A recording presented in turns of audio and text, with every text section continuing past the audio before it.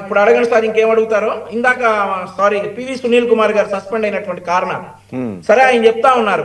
రఘురామరాజు గారు సార్ నేను ఇప్పటి వరకు విన్నా సార్, ఇప్పటి వరకు ఏదైనా సమస్య వస్తే పివి సునీల్ కుమార్ గారు కులాలని ఆ మతాలని అడ్డం పెడతారు అని చెప్పి నేను ఇప్పటి వరకు విన్నాను.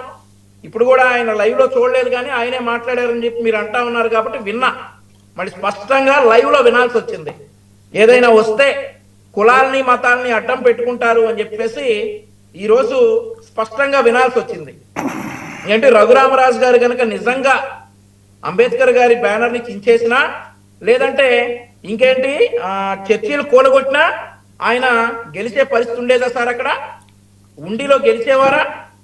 గౌరవ అంబేద్కర్ గారి బ్యానర్ చింపేసి చర్చీలు కూలగొట్టి ఓట్లు గెలితే అక్కడ గెలిచేవారా?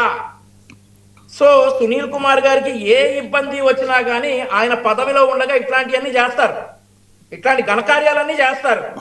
చేసేసి ఆయనకి ఏదైనా ఇబ్బంది వస్తే కులాన్ని మతాన్ని వాడతారనమాట సునీల్ కుమార్ గారు అని నేను మొన్నటి వరకు విన్నాను. ఈరోజు లైవ్ లో చూసా.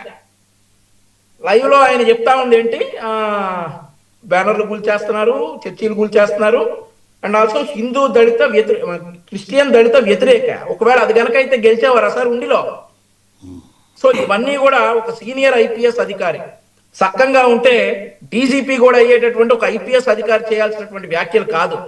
వాళ్ళని చూసి ఆంధ్రప్రదేశ్ రాష్ట్ర యువత కావచ్చు, దేశవ్యాప్తంగా ఉన్న యువత కావచ్చు చాలా నేర్చుకోవాలి. ఓకే, ఇతను సునీల్ నాయక్ కూడా అదే మాటలు మాట్లాడుతూ ఉన్నారు, నేను ఎస్టీగా పుట్టమే తప్ప అనేసి. సో అదొచ్చి కోర్టుకు చెప్పండి, నన్ను కులాన్ని బట్టి